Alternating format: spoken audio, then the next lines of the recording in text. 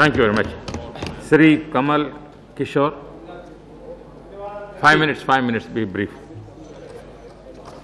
अध्यक्ष जी बहुत बहुत धन्यवाद।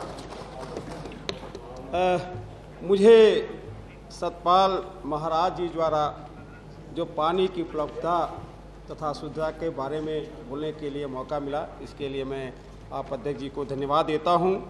पहले तो मैं यहीं से शुरू करता हूं कि पहले गाँव में क्या कुआं हुआ करता था।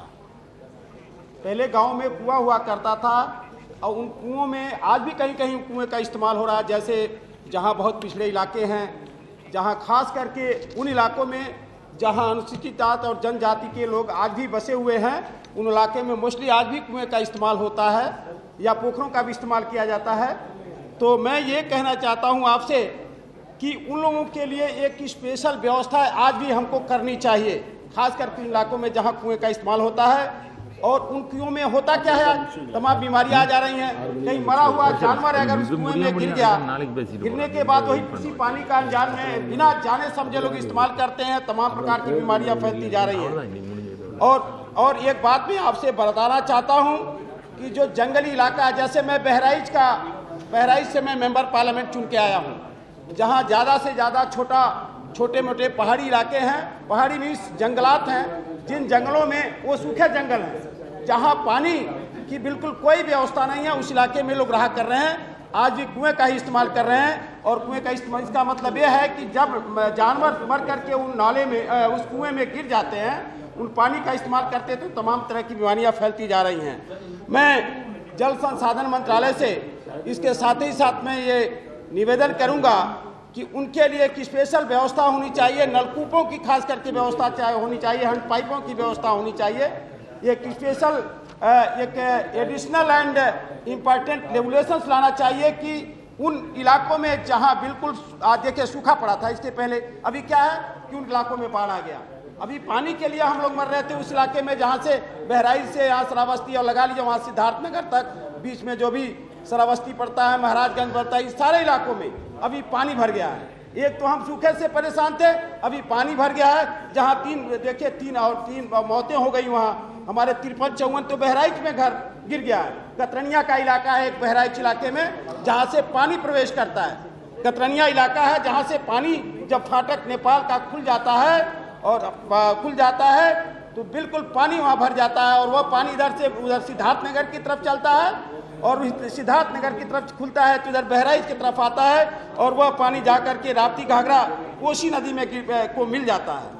ये कितना नुकसान हो रहा है। देखिए, एक तो हम सूखे से परेशान है, दूसरा हम बाढ़ से भी परेशान है। थोड़ी सी बाढ़ आई, बाढ़ क्या आया, पानी आया नेपाल में, पूरा पानी अब हिंदुस्तान में आ गया। इसके लिए विशेष तरह से हिंदुस्तान के लोगों को, हिंदुस्तान के सरकार को नेपाल के सरकार से बातचीत होनी चाहिए, इसका कोई न कोई एक विकल्प निकालना चाहिए। अगर यह नहीं निकला तो यह चीज़ें हमेशा होनी चाहिए।